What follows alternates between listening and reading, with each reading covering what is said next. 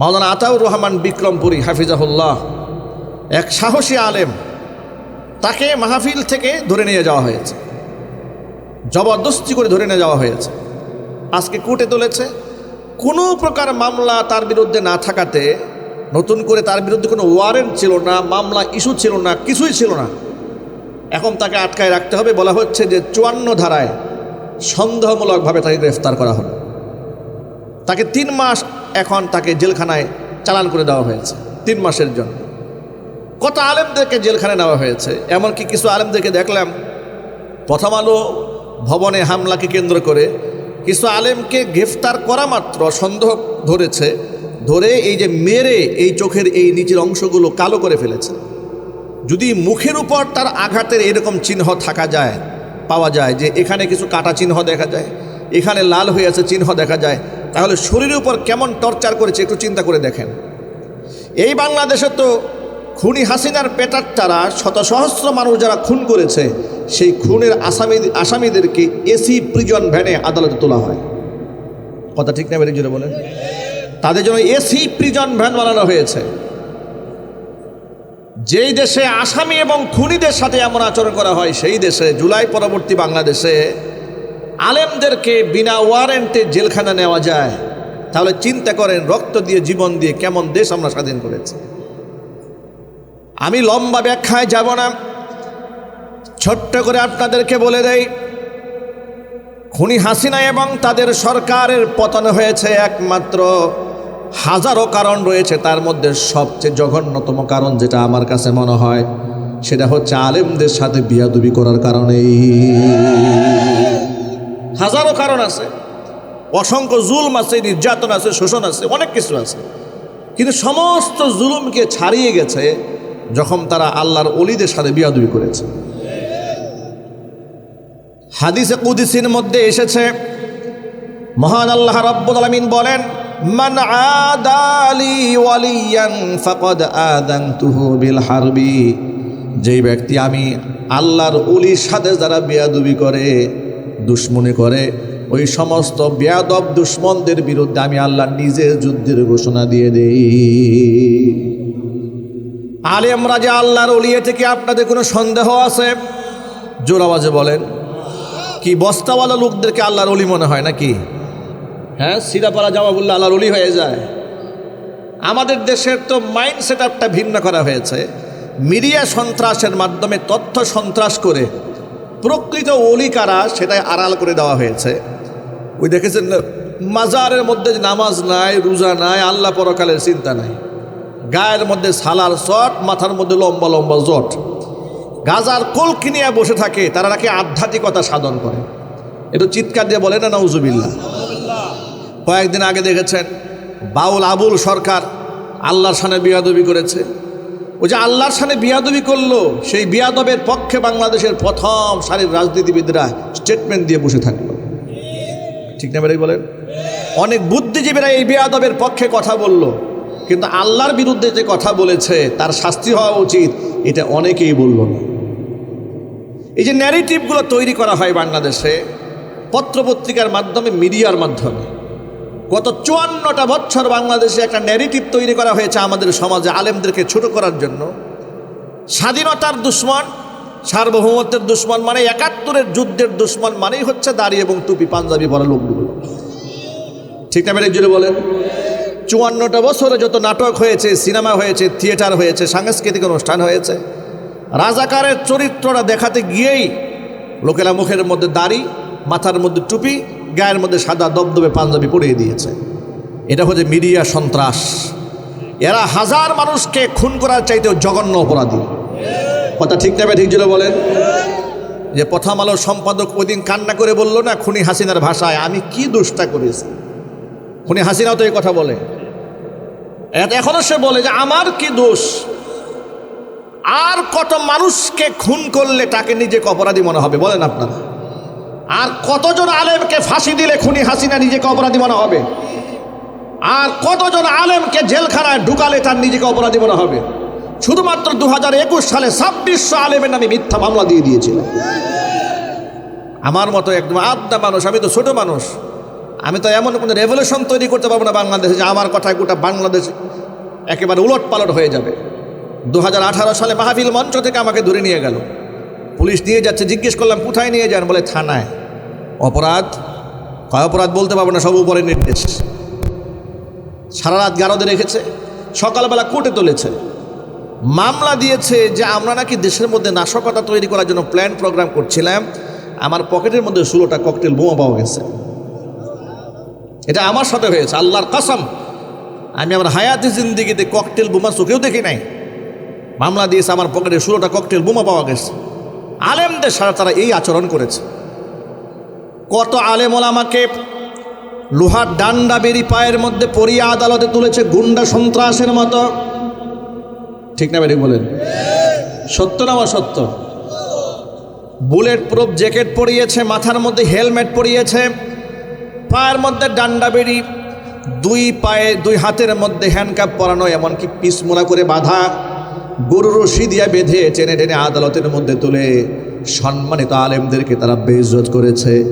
ওই সমস্ত আলেমদের সাথে বিয়াদবি করেছে যে আলেমের চেহারা দেখলেও লোকেরা নিজেকে ধন্য মনে করে, যে আলেমের সাথে মুসাফা করলে লোকেরা নিজেকে সৌভাগ্যবান মনে করে, মানুষের কাছে গল্প করে বেড়ায় যে আমার মামুনুল হকের সাথে মুসাফা হয়েছে। ঠিক না ঠিক? মুফতি আমিনী রহমাতুল্লাহি আলাইহিকে যারা দেখেছেন নিজেকে সৌভাগ্যবান মনে করেছেন। জুনায়েদ বাবনগরী রহমাতুল্লাহি আলাইহি সান্নিধ্য যারা গ্রহণ করেছেন, গৌরবের সাথে বলেন যে আমরা এত বড় আল্লাহর ওলির সাথে আমরা দেখা করেছি। শহীদ মাওলানা দেলওয়ার হোসেন সাঈদী রহমাতুল্লাহি আলাইহি 55 বছর তামাম পৃথিবী জুড়ে কোরআনের তাফসীর করেছেন। এখনো পর্যন্ত লোকেরা সৌভাগ্যের সাথে গর্বের সাথে বলে যে আমরা সাঈদী সাহেব হুজুরের ওয়াজ সামনাসামনি বসে শুনেছি, ধন্য মনে করে। এরকম সৌভাগ্যবান যে সমস্ত ব্যক্তিদেরকে আল্লাহ শাম দিয়েছেন, মান দিয়েছিলেন, ইজ্জত দিয়েছিলেন, তাদের সাথে খুনি হাসিনা যে চরম বিয়াদবি করেছে, মহান আল্লাহ পাক এই জন্য আলেমদের বদদুয়ায় তার পতন করে দিয়েছে। আমরা তো চেয়েছিলাম যে জুলাই আগস্ট পরবর্তী বাংলাদেশে আলেম ওলামাদেরকে সম্মান দেওয়া হবে, কারণ এই স্বাধীনতার পেছনে আলেমদের অবদান আছে না ভাই? এটা জোর আওয়াজে বলতে হবে, আছে না নাই? ওই যে শরীফ উসমান হাদির খুনিদেরকে ধরতে পারে না, নিরীহ আলেমদেরকে ধরে হেডাম দেখায় এই দেশের প্রশাসন। এদেরকে আমরা হেডামওয়ালা বলি না, এদেরকে হিজরা মুনাফিক মনে করি। কথা ঠিক না বেরি? চিল্লাই বলেন। সমস্ত শক্তি আলেমদের উপরে দেখাও, নিরীহ আলেমদের উপরে দেখাবে সে। শরীফ উসমান হাদির খুনিদেরকে গ্রেফতার করো, যদি শক্তি থাকে, সাহস থাকে, যোগ্যতা থাকে, জাতির সামনে পেশ করো।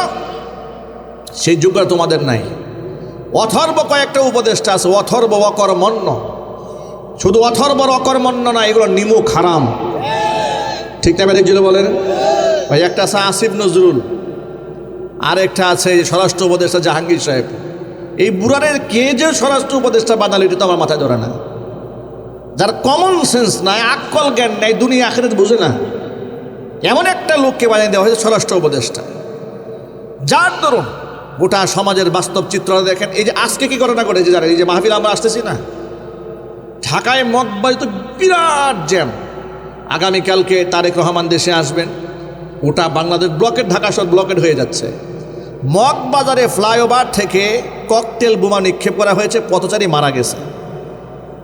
আপনি চিন্তা করেন, এমন একটা ব্যস্ততাপূর্ণ শহরে যেখানে গাড়ি নিয়ে মুভ করা যায় না, ডানে বামে সামনে পেছনে, সেখানে প্রকাশ্য দিবালোকে ককটেল মেরে মানুষ খুন করে, আসামিরা পালায় যায়। উসমান হাদির মতো একজন বীর সাহসী, যার প্রত্যেকটা বক্তব্যের মধ্যে কেমন দেশপ্রেম, কেমন ইমান, কেমন তাকওয়া, কেমন জজবা, গোটা জাতির মধ্যে একটা নতুন করে রেভলিউশন তৈরি করার মতো শক্তি যার মধ্যে ছিল, মেধা। আমার তো মনে হয় মাত্র 32 বছর বয়স হায়াতে জিন্দিগিতে একটা ছেলেকে যে আল্লাহ এত জ্ঞান দান করেছেন, এটা তো আমরা কল্পনাও করতে পারি না। ঠিক না বলে যদি বলেন? কিন্তু আফসোস, আমাদের দেশের মানুষের জন্য আফসোস হচ্ছে, আমরা হারিয়ে যাওয়ার পরে নিয়ামত চিনি, জিন্দা অবস্থায় মূল্যায়ন করতে জানি না। এটা আমাদের একটা বড় আফসোস। আমরা আর কোনো শহীদ উসমান হাদির মতো এমন হীরার টুকরা সন্তানদেরকে বাংলার মাটিতে আর হারাতে চাই না। ওসমান হাদি বলেছিলেন যে আমি যদি খুনও হয়ে যায়, আমাকে যদি শহীদ করা হয়, অন্ততপক্ষে বিচারটা কইরেন। এই একটা স্বপ্ন তার ছিল, এই বিচারটা কি হওয়ার দরকার আছে না নাই? আরো জোরে বলেন। এই খুনিদেরকে অ্যারেস্ট করা হয় না বলেই যে ককটেল মেরে আজকেও মানুষ মেরেছে। আজকের এই দিনে কথা বলছি, আপনার মাহফিল থেকে আসার সময় এই আমরা লেটেস্ট নিউজটা পেলাম, মগবাজারে বেড়েছে একেবারে জলজান্ত জ্যামের মধ্যে বসে তারা কেমনে উপর থেকে বুমবিং করে মানুষ হত্যা করে। বলেন আপনার এই সাহস তারা করছে কে পায়? এই আসামিরা পালিয়ে যায় কি করে? ঢাকা শহরের মাঝখান থেকে তো একদম সুস্থ মানুষ বের হতে পারে না, ঠিক না? বেরো জুড়ে বলেন। তাহলে এরা কারা? ওটা দেশটাকে জাহান্নামের দিকে নিয়ে যাচ্ছে। ওরা কারা? কেন এগুলা হয়? আপনাদেরকে একদম খোলামেলা একটা কথা বলি, বেশি কষ্ট হচ্ছে আপনাদের? রাত অনেক গভীর, তো তাত্ত্বিক আলোচনা মজা লাগবে না, এরপরও কিছু কথা শুনতে হবে। হেদায়েত তো এগুলাই বলে। হেদায়েত হচ্ছে নলেজ, সঠিক নলেজের নাম হচ্ছে হেদায়েত, ঠিক কিনা যদি বলেন? হেদায়েত ভিন্ন কিছু না। হেদায়েত কোনো ওই ধরনের আধ্যাত্মিক কোনো কিচ্ছা না যে কিচ্ছার মধ্যে কোনো হেদায়েত নাই। হেদায়েত হচ্ছে সঠিক দিক নির্দেশনা, ইলমুল হাল, সমকালীন জ্ঞান, এ সম্পর্কে আপনাকে অবগত হতে হবে। আপনি ইমামদার, আমার ইমাম তো বাঁচাতে হবে এই দেশে, নাকি? আমার প্রিয় বন্ধুগণ, বাস্তবতা একটু শোনেন কান খাড়া করে। যে গণতন্ত্রের কথা বলে আমরা মুখের মধ্যে একেবারে ফেনা তুলে ফেলি, গণতন্ত্র গণতন্ত্র গণতন্ত্র, আল্লাহর কসম আল্লাহর কসম আল্লাহর কসম, গণতন্ত্র দিয়ে পৃথিবীর কোনো দেশে শান্তি আসে নাই। কথা বলেন, আসার কোনো সম্ভাবনা, আরো যদি বলে সম্ভাবনা নাই। তাহলে বলবেন হুজুর, গণতন্ত্রে যদি সুখ না থাকে, শান্তি না থাকে, তাহলে কোথায় আছে? আমি বলবো আল্লাহর কোরআনে শান্তি আছে, আল্লাহর নবীর দেখানো খেলাফত পদ্ধতির মধ্যে শান্তি আছে। গণতন্ত্র এমন একটা সিস্টেম জাতিকে উপহার দিয়েছে যেখানে খুনির পক্ষেও আইনজীবী থাকে, ধর্ষকের পক্ষেও আইনজীবী দাঁড়ায়, ঠিক না বেরিক বলেন? চোরের পক্ষে আইনজীবী দাঁড়ায়, গণহত্যাকারীর পক্ষে আইনজীবী দাঁড়ায়। প্রশ্ন হলো, যার খুন প্রমাণিত তার পক্ষে তো আইনজীবী দাঁড়াবার কথা নয়। আর খুনি তো এই দুনিয়াতে লম্বা সময় বেঁচে থাকার তার কোনো অধিকার নাই। মহান আল্লাহ তাআলা কোরআন মাজিদে বলে দিয়েছেন, ওয়া কাতাবনা আলাইহিম ফিহা আন্নান নাফসা বিন-নাফসি ওয়াল আইনা বিল-আইনি والأنف بالأنف والأذن بالأذن والسن بالسن والجروح قصاص فمن تصدق به فهو كفارة له। আল্লাহ পাক বলেন, মানুষের জন্য আমি আইন করে দিয়েছি, ফরজ করে দিয়েছি, জীবনের বদলে জীবন, হত্যার বদলে হত্যা, কতলের বদলে কতল। কার বিধান জুড়ে বলেন? আর চিল্লায় বলেন, কার বিধান? এরপর আল্লাহ পাক বলেন, ওয়াল আইনা বিল আইনি, চোখের বদলায় চোখ, দাঁতের বদলা দাঁত, কানের বদলা কান, ওয়াল জুরুহা কিসাস, আঘাতের বদলা আঘাত। এই আইন যদি সমাজে বাস্তবায়িত হতো, আল্লাহর কসম করে বলে সমাজের মধ্যে এত খুনির জন্ম হতো না। আলেম উলামারা আপনাদের ঈমান ও আমলের পাহারাদার, তারা দুনিয়াটি আপনার বিপদ আপদের পাশে সব সময় আলেমরা থাকে। বাস্তব প্রমাণ দেখেন, করোনাকালীন সময়ে যখন এই দেশের লোকদেরকে মৃত্যুবরণ করার পরে বুদ্ধিজীবীরা বুদ্ধি দিয়েছিল যে এদেরকে করোনা রোগে আক্রান্ত হয়ে যারা মারা গেছে, এদেরকে দাফন কাফন করার কোনো দরকার নাই, আগুন দিয়ে পুড়িয়ে মারা হোক। নাউজুবিল্লাহ জোরে পড়েন, যে আগুন দিয়ে লাশগুলাকে শেষ করে দেওয়া হোক। তখন উলামারা বলেছে যে না, আশরাফুল মাখলুকাত মুসলমান, একদিক থেকে সে মুসলমান, তার সম্মান আছে।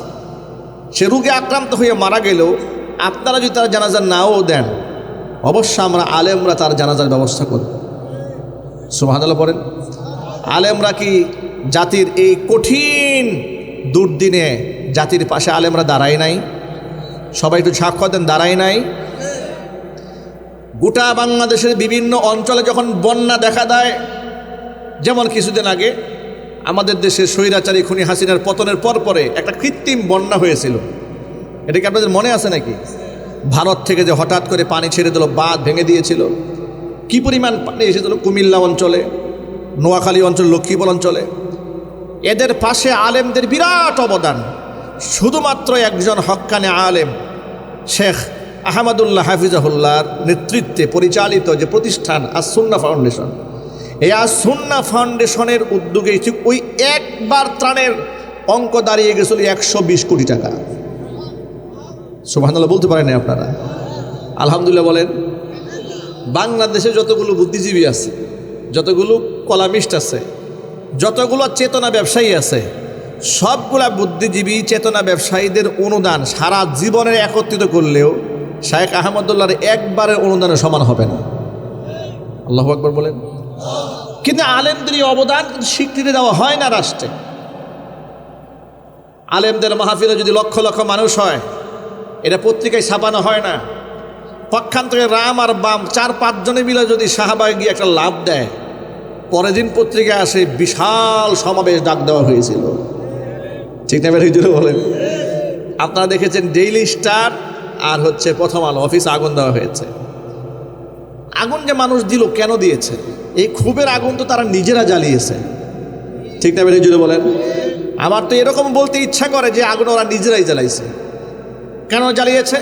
যাতে করে উসমান হাদির খুনি ধরার যে বিরাট একটা আয়োজন চলছে বাংলাদেশে, মানুষের মুখে মুখে আলোচনা, এই আলোচনা যেন বন্ধ হয়ে ভিন্ন দিকে ডাইভার্ট হয়ে যায়, এই জন্য ওরা নিজেরাই নিজের অফিসে আগুন লাগিয়েছে। ঠিক না? ঠিক, এটা আমরা বলতেই পারি।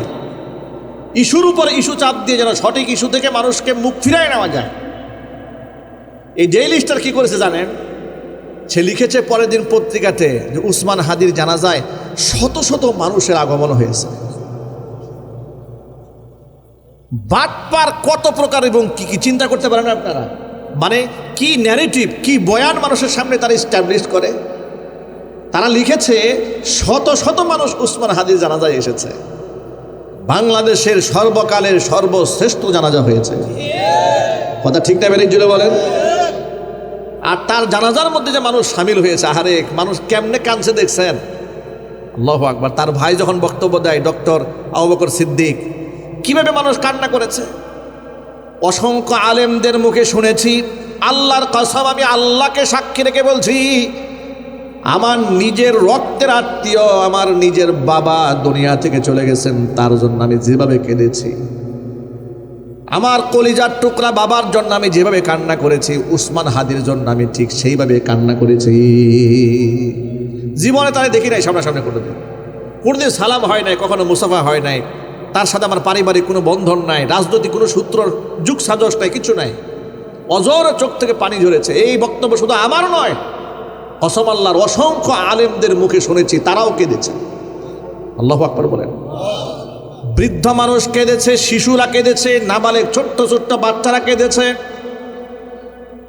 ডানপন্থী লোকেরা কেঁদেছে, বামপন্থী লোকেরা কেঁদেছে, আলেমরা কেঁদেছে, ইমামরা কেঁদেছে, মুক্তাদিরা কেঁদেছে, রাজনীতিবিদরা কেঁদেছে, শুধুমাত্র অমানুষ আর হিংস্র জানোয়ার ছাড়া সবাই কেঁদেছে। ঠিক ঠিক বলেন? মানুষ কিভাবে বাদ ভাঙা জোয়ারের মতো জানাজায় সামিল হয়েছে। সুবহানাল্লাহ। আমি তো মনে করি সে তো ঢাকা ৮ আসন থেকে এমপি পদপ্রার্থী ছিল। মহান আল্লাহ পাকের ফয়সালা ছিল, বেটা তুই কেন সীমিত এই অঙ্কে এই সামান্য একটা আসনে এমপি হবি, তরে তো বাংলাদেশের বাদশা বানায় আমি বিদায় করে দিলাম। ঠিক কিনা বলেন? একটা বাদশার জন্য তো এরকম বিদায় হয় না যে বিদায় তার হয়েছে। হ্যাঁ, বাংলাদেশে বিখ্যাত কয়েকটা জানাজা আছে, স্বীকার করতে হবে। শহীদ প্রেসিডেন্ট জিয়াউর রহমান, আল্লাহ পাক তার মাফ করে দেন, জোরে কোন আমিন। ঠিক তার জন্য লোকেরা কেঁদেছে। আমরা আমাদের আত্মীয় স্বজন, আমাদের পূর্বপুরুষদের কাছে শুনেছি, দেশের মানুষ কান্না করেছে। ঠিক কিনা বলেন? আর এই যে এখন শহীদ আল্লামা সাইদি রহমাতুল্লাহি আলাইহির জন্য মানুষ কান্না করেছে। মানুষ তারা জানাজা ঢাকা শহরে পড়তে চেয়েছিল, তাকে পড়তে দেওয়া হয় নাই জানাজা। সে পিরোজপুরে জানাজা হয়েছে, একে পানির মধ্যে দাঁড়িয়ে থেকে লোকেরা জানাজা নামাজ পড়েছে। এই চাক্কা ধরে লোকেরা চুমা খেয়েছে, লাশের গাড়ি ধরে চুমা খেয়েছে। দৃশ্য দেখেন নাই আপনারা? এ তো অনলাইনে এখনও আছে। লাশ ধরে চুমা খেয়েছে, গাড়ি ধরে চুমা খেয়েছে। শহীদ উসমান হাদির বেলায় তাই হয়েছে, দেখেছেন না? গাড়িটা হাত দিয়ে একটু স্পর্শ করার জন্য লোকেরা কেমন পাগল করা হয়েছে। আল্লাহু আকবার বলেন। আমি এর দ্বারা কি বোঝাতে চাই? তিনি কোনো রাজনৈতিক দলের বড় দলের কোনো মুখপাত্র ছিলেন না। তিনি না ছিলেন আওয়ামী লীগ, না বিএনপি, না জামাত, না জাতীয় পার্টি, না এনসিপি, কিছুই ছিলেন না তিনি ইনকিলাব মঞ্চের মুখপাত্র হয়ে স্বতন্ত্র প্রার্থী হয়েছিলেন। কিন্তু তার মধ্যে যে দেশপ্রেম ছিল, তাকওয়া ছিল, ইমাম ছিল, ক্ষুধাভীতির কারণে আল্লাহ পাক তার মর্যাদা বাড়িয়ে দিয়েছেন। ঠিক না? ব্যারেক জুড়ে বলেন। এই আপনার ডেইলি স্টার লিখেছে শত শত মানুষ যারা যায় সামিল হয়েছে। এই যে এগুলো হলো বয়ান, এগুলো হচ্ছে ন্যারেটিভ, তারা এগুলাই তৈরি করে বাংলাদেশে। এগুলা তৈরি করে করে বিগত 54টা বছর বাংলাদেশটাকে পিছিয়ে রেখেছে, সত্যকে তারা আড়াল করেছে। ঠিক না? ব্যারেক জুড়ে বলেন। আলেম ওলামাদের অবদানকে কখনো তারা স্বীকার করে নাই। আমি আপনাদের কাছে বিনয়ের সাথে অনুরোধ জানাচ্ছি, আলেমদেরকে কখনো শত্রু ভাববেন না, আলেমদেরকে বন্ধু ভাবেন। তার কারণটা শোনেন।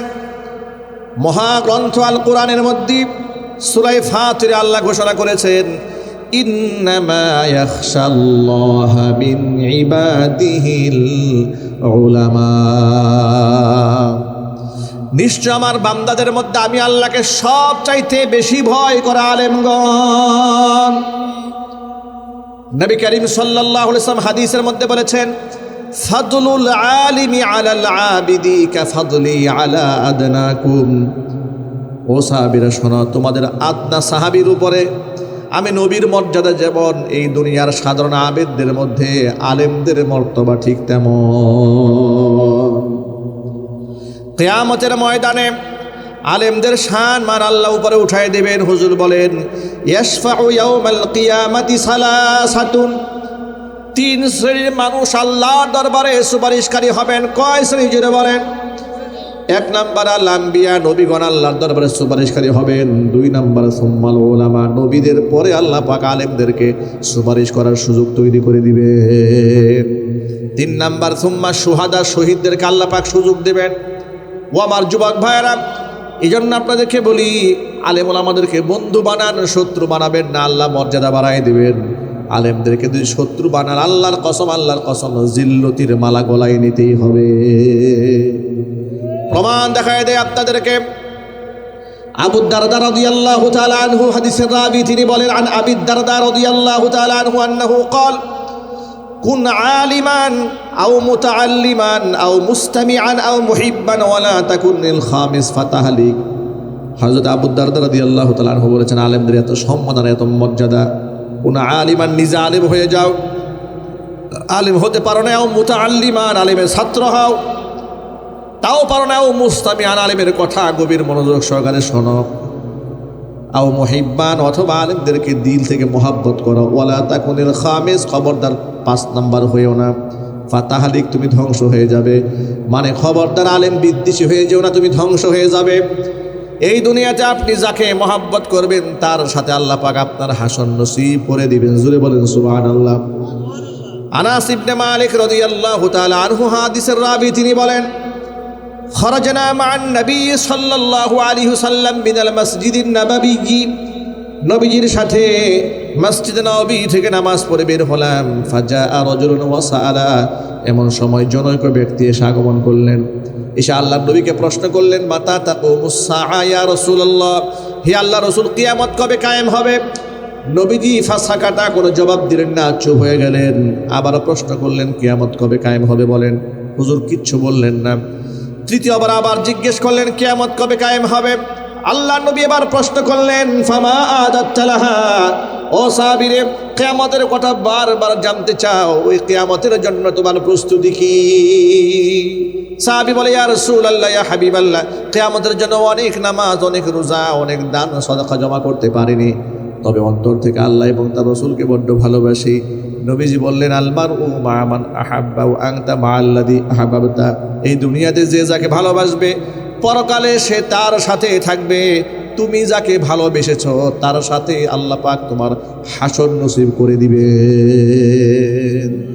ভাইরা, আলেম ওলামাদেরকে যারা দুশ্মন মনে করে, তাদের হাসর হবে আবু জেহেলের সাথে। ঠিক না? ঠিক জোরে বলেন। কারুনের সাথে, নমরুদের সাথে, ফেরাউনের সাথে তাদের হাসর হবে। আর আলেম ওলামাদেরকে যারা মহব্বত করে, তাদের হাসর হবে নবীদের সাথে। চিৎকার দিয়ে এখন আল্লাহু আকবার। নবীদের সাথে হাসর হোক। কারা কারা চান্দ হাত দেখতে চায়? আল্লাহ যেন কবুল করে, জোরে কোন আমিন। ভাইরা, এই যে আমাদের বাচ্চারা মাথায় আছে পাগড়ি পেয়েছে, আমি আমার ভাষায় এদের সম্পর্কে সবসময় বলি, ধন্য মায়ের ধন্য সন্তান, ধন্য পিতার ধন্য সন্তান 30 পারা কোরআনের হাফেজ হয়। এত সহজ বিষয় নয়। লক্ষ কোটি কোটি মানুষের ভেতর থেকে এই সমস্ত হাফেজদের সিনাগুলোকে আল্লাহ পাক কোরআনের জন্য কবুল করে নিয়েছে। তাদের সম্মান আছে না নাই? আরো জোরে বলেন। আপনি তাদেরকে মৌলবাদ বলে গালি দেন কেন? উগ্রবাদ বলে গালি দেন কেন? আপনি তাদেরকে ধর্মান্ধ বলে গালি দেন কেন? আপনারা এক বাক্যে জবাব দিয়ে বলেন, আলেমরা এলাকার মধ্যে সন্ত্রাস করে, চান্দাবাজি করে, টেন্ডারবাজি করে, মাস্তানি করে, জেনা বেবিচার করে, মদের আড্ডা জমায়, তাসের আড্ডায় যায়, জুয়ার আড্ডায় যায়।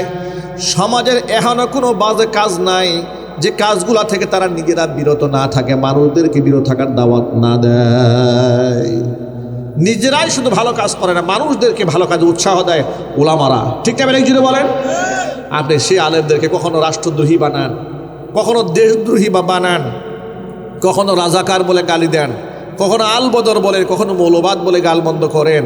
আপনার পরকাল নাই, আপনার মৃত্যু নাই।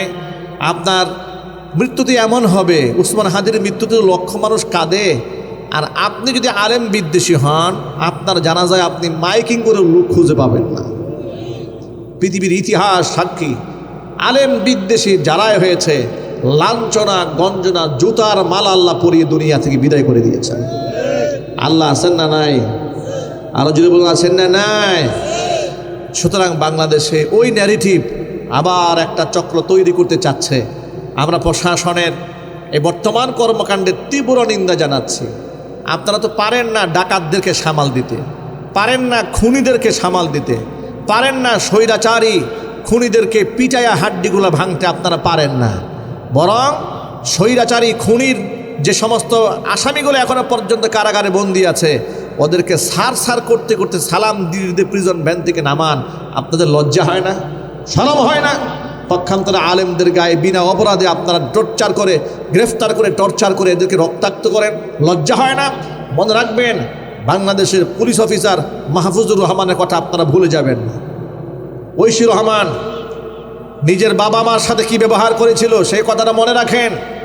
প্রশাসনের ক্ষমতা আজকে আছে, কালকে তো নাও থাকতে পারে। কথা বললেন না ভাই? রিজিক আল্লাহ পাক যার দিয়েছেন তার থেকে বেশি খাওয়ার কোনো সুযোগ নেই। যারা এই দেশ থেকে 28 লক্ষ কোটি টাকা বিদেশে পাচার করেছে, এই টাকা খাওয়ার তৌফিক ওদের আছে? একটু জুড়ে বলেন না ভাই, আছে?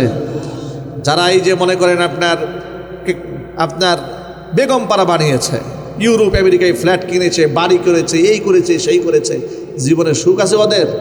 ওরা রিফিউজি হয়ে পালায় আছে ইন্ডিয়াতে গিয়ে ফকির মিসকিনের মতো। এই জীবনে কোনো মূল্য আছে নাকি?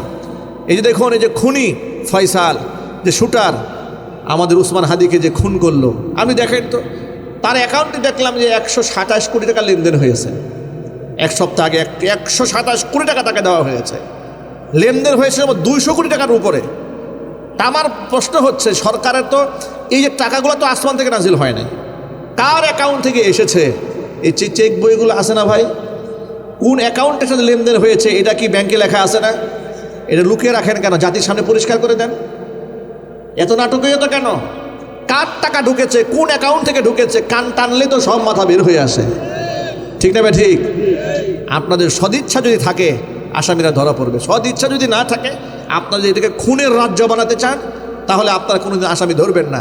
তবে মনে রাখবেন, স্বৈরাচারী খুনি হাসিনা এত বড় সেট দেওয়ার পরেও টিকতে পারেন নাই, আর আপনারা নতুন সেট দিয়ে টিকে যাবেন ইনশাল্লাহ। এটা কোনোদিন বাংলাদেশে হতে দেওয়া হবে না। উসমান হাদি উসমান হাদি দুনিয়া থেকে চলে গেলেও লক্ষ উসমান হাদির কলিজার মধ্যে উসমান হাদির চেতনা আল্লাহ পাক ঢুকিয়ে দিয়েছেন। আপনারা নমনীয় হন, এই দেশটাকে শান্ত থাকতে দেন, আলেম ওলামাদেরকে মহব্বত করেন, শ্রদ্ধা করেন, ভালোবাসেন, আসল অপরাধীকে খুঁজে বের করেন, আলেমদেরকে অভয়ের সাথে রাখেন, আলেমদের পরামর্শ গ্রহণ করেন। রাষ্ট্রের নাস্তিক বুদ্ধিজীবীদের পরামর্শ গ্রহণ না করে হক্কানে আলেমদেরকে বুদ্ধিজীবী বানান। দেশ চাঁদাবাজ মুক্ত হবে, শোষণ মুক্ত হবে, ডাকাত এবং খুন মুক্ত হবে, জেনাকার বদমাশ থেকে রাষ্ট্র উন্মুক্ত হয়ে যাবে। কথা বলতে হবে, ঠিক কিনা জুড়ে বলেন? কিন্তু সেটা আপনারা করবেন। আমি আমার সকল যুবক ভাইদেরকে জিজ্ঞেস করতে চাই, যুবক ভাইরা, আমরা কি আলেম ওলামাদের সাথে ছিলাম, আসি, বর্তমানে ভবিষ্যৎ থাকবো তো ইনশাল্লাহ? কারা কারা থাকবেন হাত দেখতে চাচ্ছি।